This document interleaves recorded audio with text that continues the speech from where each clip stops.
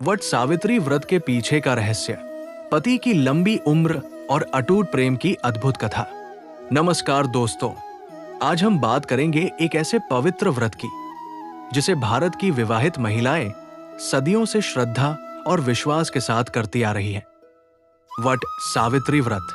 लेकिन क्या आपने कभी सोचा है कि आखिर इस व्रत के पीछे ऐसा कौन सा रहस्य छिपा है जिसके कारण इसे इतना शक्तिशाली माना जाता है? कहा जाता है कि जो स्त्री सच्चे मन से ये व्रत करती है उसके पति की आयु लंबी होती है और परिवार में सुख समृद्धि बनी रहती है।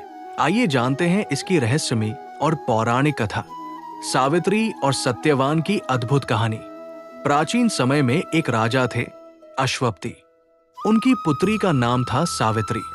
सावित्री बहुत ही सुंदर, बुद्धिमान और तेजस्वी थी। जब विवाह की उम्र आई तो उन्होंने स्वयं अपने लिए वर चुना जिसका नाम था सत्यवान। लेकिन एक दिन ऋषियों ने भविष्यवाणी की कि सत्यवान की आयु बहुत कम है और विवाह के 1 वर्ष बाद ही उनकी मृत्यु हो जाएगी। ये सुनकर सभी डर गए। राजा ने सावित्री को समझाया कि वो किसी और से विवाह कर ले, लेकिन सावित्री ने कहा, एक बार जिसे मैंने पति मान लिया उसे जीवन भर नहीं छोड़ सकती। सावित्री ने सत्यवान से विवाह कर लिया। मृत्यु वाले दिन क्या हुआ?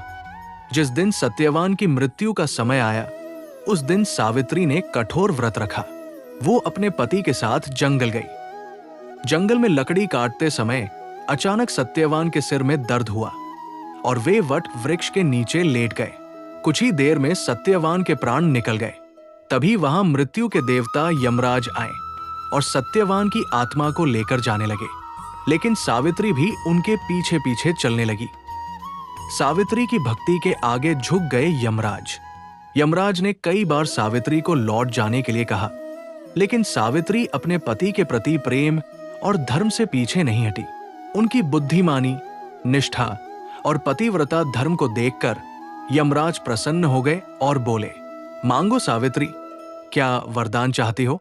सावित्री ने पहले अपने साससुर की आंखों की रोशनी मांगी, फिर उनके खोए हुए राज्य की वापसी मांगी और अंत में उन्होंने संतान प्राप्ति का वरदान मांग लिया।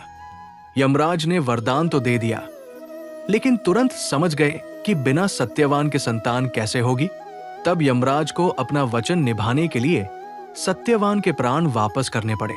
इस प्रकार सावित्री ने अपने प्रेम, बुद्धि और तपस्या से मृत्यु को भी हरा दिया। वट वृक्ष की पूजा क्यों की जाती है?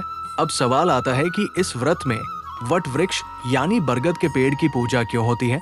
हिंदू धर्म में वट वृक्ष को अमरता और लंबी आयु का प्रतीक माना गया है। कहा जाता है कि इसकी जड़ें ब्रह्मा जी, तना विष्णु जी और शाखाएं शिव जी का स्वरूप है।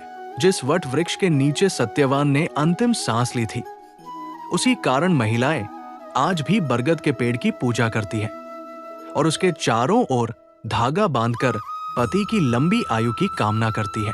वट सावित्री व्रत का छिपा हुआ रहस्य। इस व्रत का सबसे बड़ा रहस्य केवल पति की लंबी उम्र नहीं है, बल्कि ये व्रत सिखाता है सच्चा प्रेम कभी हारता नहीं। विश्वास में बहुत बड़ी शक्ति होती है।